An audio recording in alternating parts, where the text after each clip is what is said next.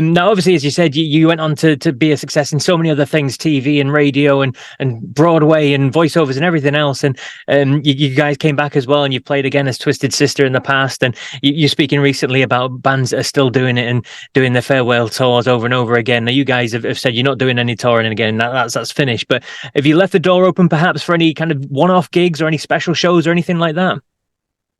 No, I can't see doing a 90 or 2 hour set. I can't see singing 18 to 25 songs. There was a famous movie in the 70s, series of movies called Dirty Harry with Clint Eastwood. And one of the famous lines was, "A man's got to know his limitations." And that is me. I did a few solo albums after Twisted. Really happy with the last couple albums, especially for the love of metal. Just sort of, thanks to Jamie Josta, inserting me back into the conversation as a metal vocalist and as an important vocalist, and doing some very memorable shows, whether, particularly Bloodstock, which were documented and are on For the Love of Metal Live. So I felt I left, on a high note. I was still performing at a pretty good pace, but you got to be true to yourself. I know, neck surgery, throat surgery, shoulder surgery, knee surgery, and more to come if I was going to stay out there on the field, so to speak, especially performing at the level I like to perform at. There's a radio DJ named Eddie Trunk in the States, and he said, "You're right, Dee." He says, "You painted yourself in a corner." He says, Alice Cooper was always sort of the slinky, snarling, just sort of walking around the stage and being creepy. And he could do that at 75 or however old he is today. He says, "You were always like shot out of the cannon guy, come running out and just thrashing." And he goes, "And we expect that. And I would be disappointed if you don't do that." And I said, "And I'm disappointed that it hurts when I throw the horns. When I throw horns, I can't throw them straight up and it hurts." I said, "It's not supposed to hurt. It's not supposed to hurt." So, I just, I've been blessed that, like I said, I even though I lost everything, I got everything back.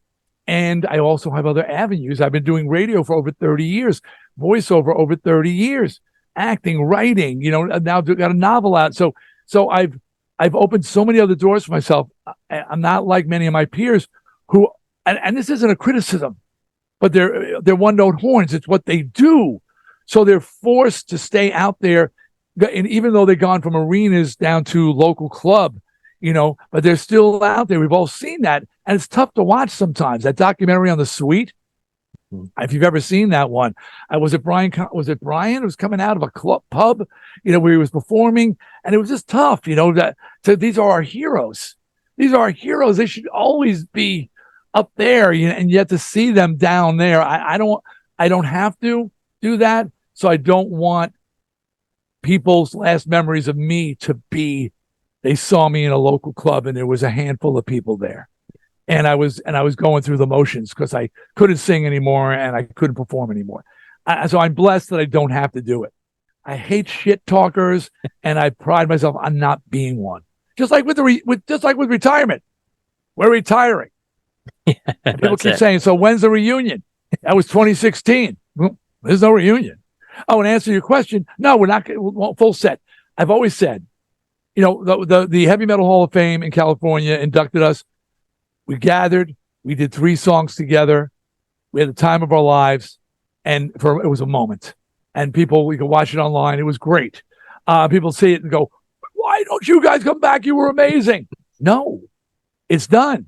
If some TV show, The Tube, somebody has let's remember The Tube 50 years later and bring some of the greatest shows of in the history of The Tube, and they ask Twisted Sister, what? Yeah, we'll go do a song.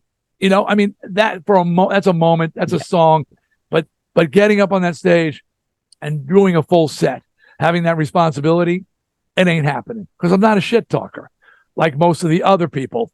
And by the way, and I want to say to all the people, people get upset when I say you're mocking, Scorpions, Kiss, Motley, blah, blah, blah, blah, blah. Yeah, okay. But I didn't tell you to retire. As a matter of fact, you don't have to. your fans don't want you to, stay forever. Stay forever. Rush stayed until Neil passed, Metallica says, they don't think if they're ever going to retire officially, and maybe they'll just stop playing one day or whatever. I don't want to put words in their mouth, but that's fine. Just don't sell me a No More Tour shirt. Just don't sell me a premium ticket. Don't sell me a tour book. Don't sell me that stuff and then change your mind. 3-year farewell tour and we changed our mind because we haven't played everywhere. No, Scorpions, you played everywhere 3 times. 3 times. Okay? Time to go. You said you were going. That's bullshit. Okay? Just don't announce you're leaving. Stay forever. We love you. We don't want you to leave. Blue Oyster Cult have tour jackets on tour forever. Terrifies me. But that's their statement. We're never retiring. We'll always be playing. God bless you. And I'll never shame them for going out there and keep doing it. They're living what their dream. And there are people coming to see them. God bless them. But they didn't go out there and say, we're signing in blood. This is it. Farewell. 3 years later, big checks waved in their face. We're back. We're back. And now members are aging out and replacing members. That's bullshit. Bullshit.